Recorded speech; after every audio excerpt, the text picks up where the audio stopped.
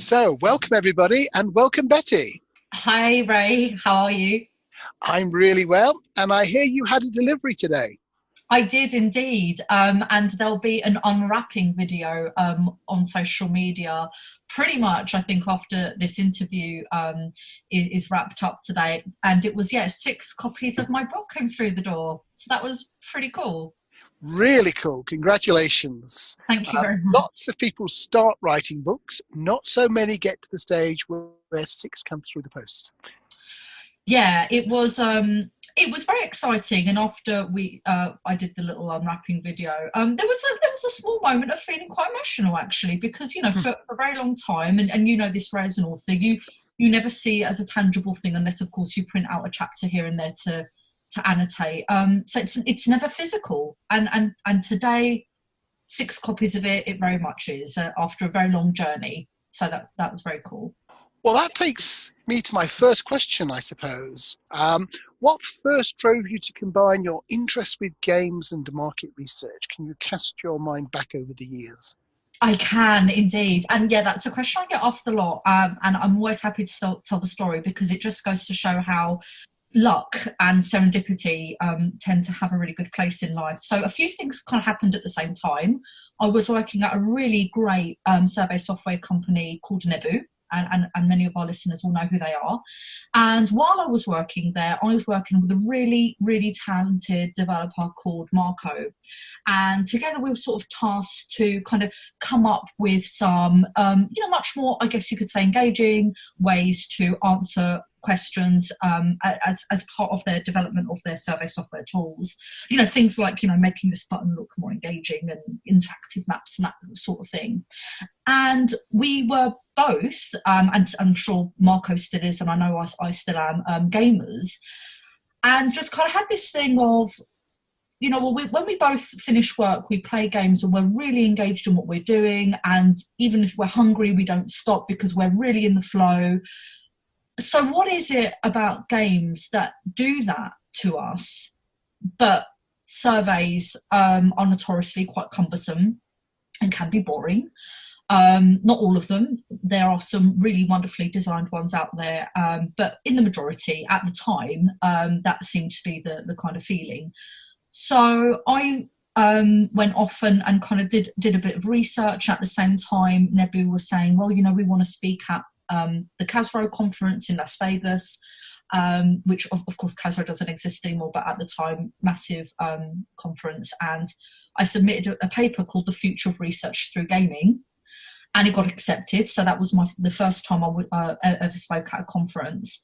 And after finishing that speech, there was a standing ovation, which was very cool. So clearly, just kind of from the reaction from all the people coming up to me after and asking more questions and asking for a price list and that sort of thing, clearly there was a thirst for this. But at the time, quite naively, I didn't really realise that the thing you talk about at a conference should probably reflect some of the services or products that the company you work for actually offer. So although Nebu weren't doing anything of that type at the time, I found myself a little bit stuck. So all these people are interested in this thing that we're not doing. But such was the interest, and lots of encouragement from industry peers. One of them being you, Ray, said, well, actually, is there mileage in this thing, and why not explore it? So I thought, right, yeah, I think it's time now to do it. I was in my early 20s, not a huge amount of responsibility. I thought, well, I'd rather begin this now before I have a mortgage and all those other big adult things, so I can really focus on this. And that's kind of how it started, really. Super. Well, you've almost started running into the next question, so let's do that. How did your journey with games, gamification, and market research bring you to this point? So you spoke at the Casro conference, you had the conversations with Marco about this would look good. I remember you spoke at a NewMR webinar as well. I did, yeah. So how did the journey go from there? Was it just a straight route from there to being a guru writing a book?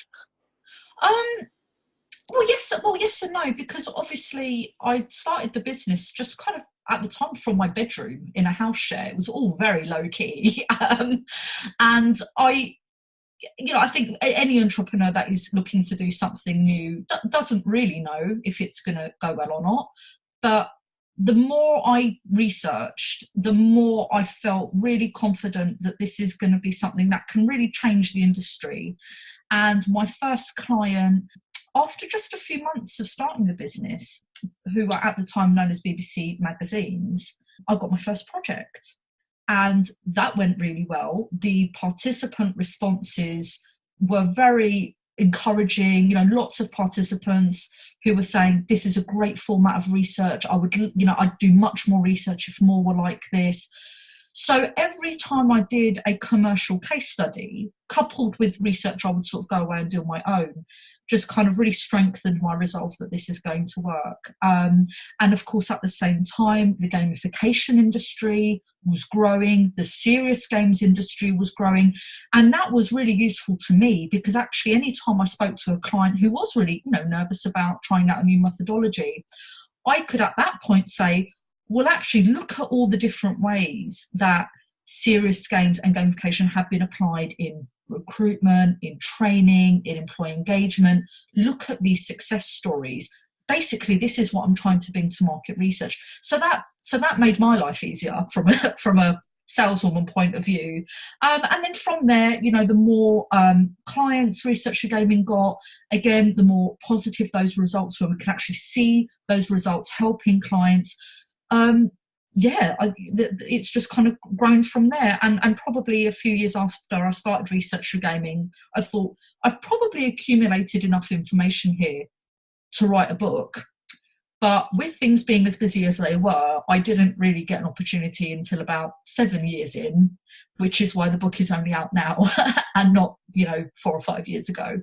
But Ray, you and I had a conversation not that long ago about this, and I would say that the timing is right now. You mentioned that as well. I think the timing is right now because people are much more aware of what gamification is. They're seeing it in other industries and the serious games market as well.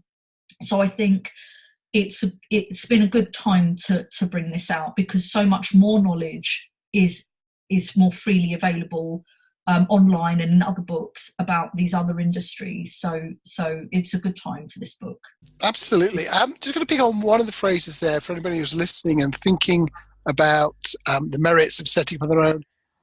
A few months after I started, I got my first paying client. Those are always difficult months. Yes. Oh yeah, there was a lot of beans on toast.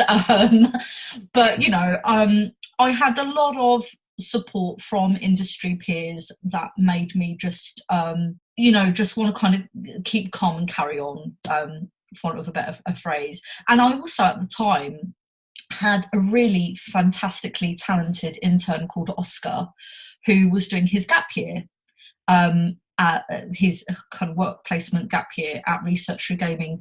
And having someone who has been coding from a very young age, who's been playing games all his life and designing games as well, bringing his perspective into what I was trying to do was invaluable. And I think that that's a template for actually what the introduction of games and gamification in market research can do. It's not just about improving the skill set of researchers. It's also about bringing in other talent and perspectives and thinking from the games industry to marry our expertise and skills together. Because as researchers, we've got the necessary knowledge, but, more often than not, we're not game designers. Maybe lots of researchers haven't really played game. So bringing in that extra talent is going to go serious ways to shaping how we design surveys in the future. Now, the journey is also taking you to quite a lot of different places. I'm thinking some of your travels with Annie and SMR and so on. So what have been some of the highlights of this journey so far? Oh, that's a really good question. Okay, so I actually wrote this down back when I can't remember where I was coming back from. I was on, that makes me sound like such a jet set, doesn't it? I can't remember where I flew to. But yeah, I was on a plane and I was thinking about doing an infographic on Prezi and just literally just thinking about what content I can use. I was thinking, oh, maybe I can write, do a Prezi-based infographic on kind of where I've been around the world. And I realised in writing this down that since I started Research for Gaming, I've travelled to something like 23 countries and visited 48 cities, which as you're kind of going through the flow of things, you don't really realise until you sit down and kind of count it, as I did. So that in itself has been a highlight, just kind of how much of the world I've been able to see, which is so fantastically rewarding. But yeah, some of the highlights are where I get asked to guest lecture at universities, and seeing the interest in the researchers and marketeers of tomorrow is wonderful. And I always kind of get pulled aside by students after I do a lecture saying, oh, I thought market research was really boring before, but now I'm really interested, and that's really cool. And another highlight was meeting the then Chancellor of the Exchequer, George Osborne, at number 11 Downing Street. It was a creative industries event for the London Borough of Enfield, which is where I used to live, and got invited to meet him there with lots of other very talented business startups. And that was pretty cool to be on that road, to be on Downing Street. So yeah, I think those are the few things that come to mind immediately. Okay, just before we move on, 23 countries. Was the reception to games and gamification different in some of those countries? Which countries were sort of the most interested?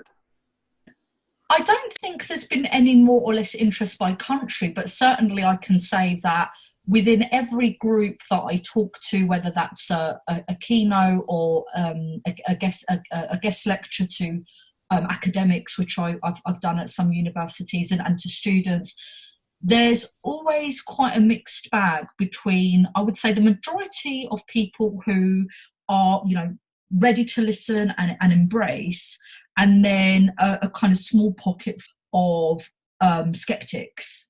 But what I really love is when I see, like, just quite literally sometimes in the facial expression and almost the softening of their body language, the change from them kind of starting out initially as a skeptic to then going, oh, I really get it now, and I really get how that's going to work.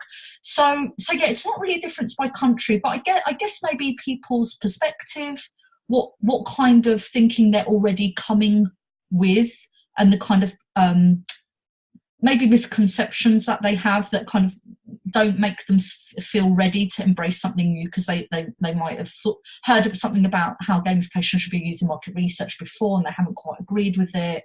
So yes, certainly there can be a mixed bag, but over the years I have found that what were those small pocketfuls of skeptics, there tends to be only one or two now. So I think that shows that more people are kind of on board with methodology, and maybe that's because they understand it more. Splendid. So the book is imminent. It's coming out, I think, this weekend, you were saying, in most of the world.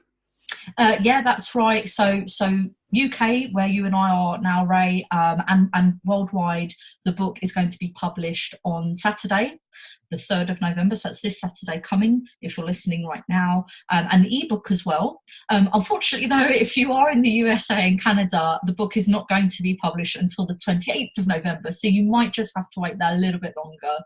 And as we say here, who do you think the readers are most likely to be? And what are you hoping that they're going to be gaining from the book?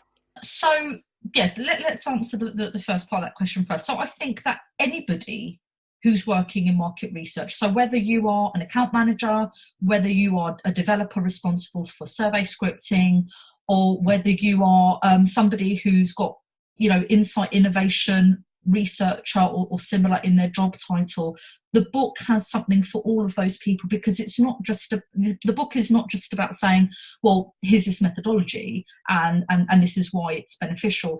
It really, in quite a lot of detail, goes through design guidelines so that you can practically apply it to your work. And there's also other useful information in there as well, like what kind of documents should you prepare to onboard internal or external stakeholders.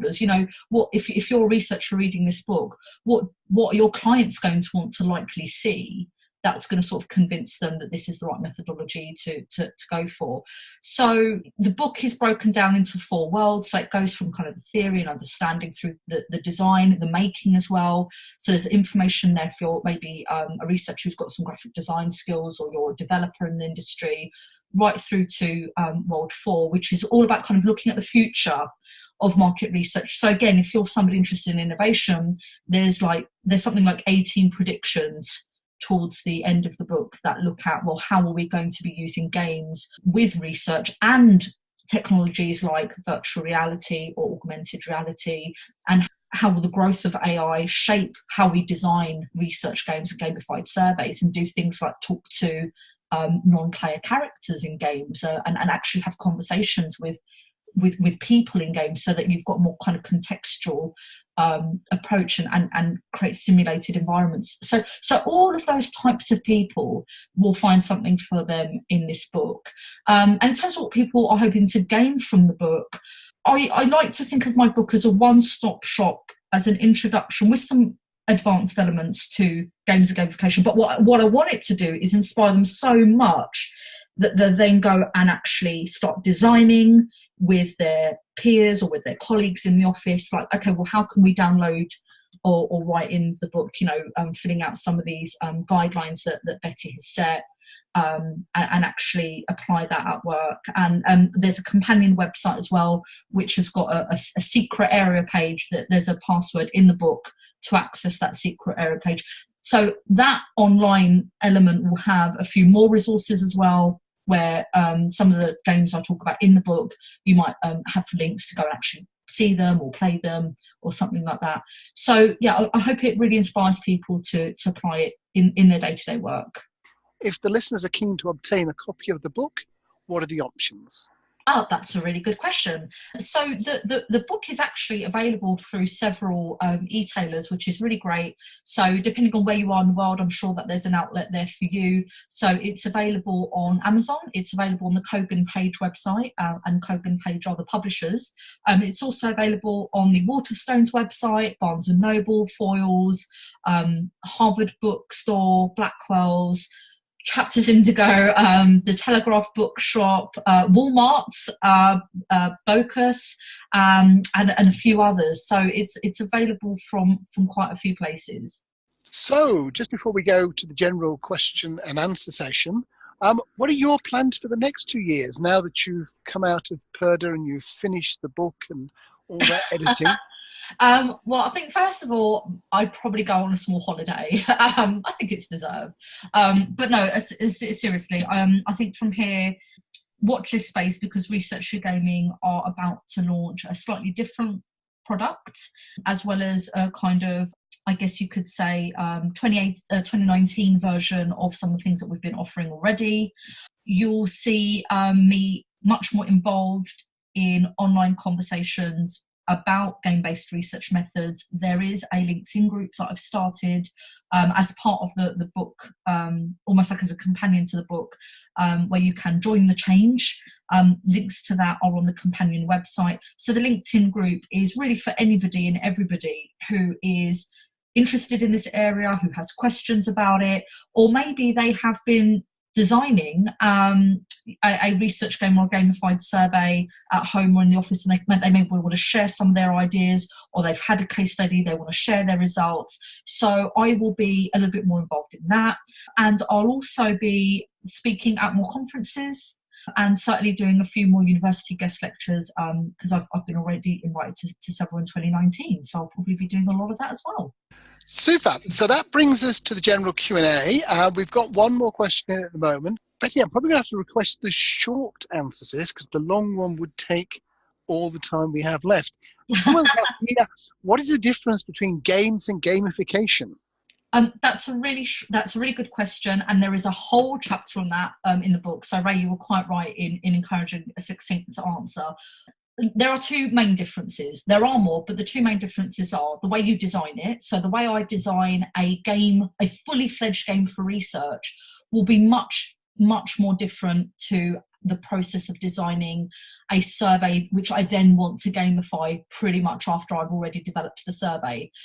So designing a research game is imagining that from the outset as a fully fledged game and starting the design with that in mind. Whereas a gamified survey, although this sounds negative, I don't mean it in a negative way. It's almost like an afterthought. So you've got the survey and then you're adding gamification elements to it. The other difference is the outcomes. We play games, we take part in gamified activities, and to play is one of the two really useful and beneficial outcomes that we market researchers want, because when we play, we increase our problem solving abilities, we are more collaborative and creative. A list of these, by the way, is in the book. And those are the kind of behaviours us researchers want, especially when we're doing things like co-creation with product design and concept testing with participants and things like that.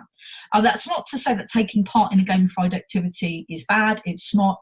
It will always have its use. But it's up to the researcher, once they understand the differences, of course, to say, well, actually, I think my research warrants a more fully fledged game approach where I might take advantage of things like music and avatars and simulations versus a survey that might have maybe the more superficial elements of games in there, like badges and point systems and things like that. And another super question here. Game development is a long and expensive process. How does this fit in marketing, which is often fast turnaround? Well, marketing games, or what are known as advert games, have been around for many decades now. And I would argue that the lead time on those is much longer than probably the lead time that we're afforded in market research. So advert games that I've seen online and maybe even been lucky enough to speak to some of the designers and developers, they might say that their project has been in development for over a year. Now, of course, in market research, like I said, we don't necessarily have that time.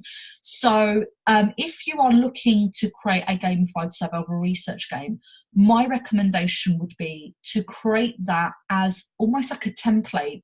So you're creating the architecture, which does, of course, require that initial investment of time and money. But then once you've got that architecture there, then you can tweak that game or gamified survey slightly to fit with different kinds of research, or if it's like a concept test research game, for example, you can tweak it so it's suitable for different kinds of products or for different kinds of clients or audiences. So from what we do at Researcher Gaming, it takes me 10 to 14 working days to come up with the initial idea for a game and actually design all the graphics for it. And then maybe development is anywhere between kind of 4 to 6 weeks, depending on the complexity. And I have found that my clients are quite happy with that, like that indie game development or even kind of some of the box office games take many millions of dollars in investment and many months and even years. So by comparison, that's actually quite a short turnaround.